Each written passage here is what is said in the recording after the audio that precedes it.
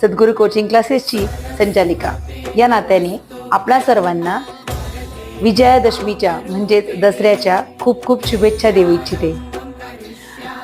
विजयादशमी म्हणलं की सीमोल्लंघन हा एक शब्द येतो. सीमोल्लंघन या शब्दाचा अर्थ होतो की सर्व सीमांचे उल्लंघन.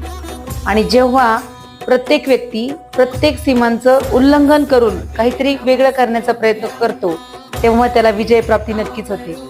म्हणजे सीमा उल्लंघन करायच्यात म्हणजे नेमकं काय करायचंय की आपल्या कॅपॅसिटीपेक्षा आपण आपल्याला आखून ठेवलेल्या ज्या काही सीमा आहेत त्या आपणच उल्लंघन करायचंय त्यांचं. म्हणजे त्याचे आपण आपल्याला लॉक करून ठेवले की नाही मी एवढंच करू शकतो, मी हेच करू शकतो. तर हे जे आहे हे उघडायचे म्हणजे ह्या सीमा तोडायच्याच आणि त्याच्या बाहेर जाऊन विचार करायचा आहे. त्याच्या बाहेर जाऊन विचार केला तर विजय प्राप्ती नक्कीच होईल. विजयादशमी आणि सीमोल्लंघन या शब्दाचा असा सरळ अर्थ होतो.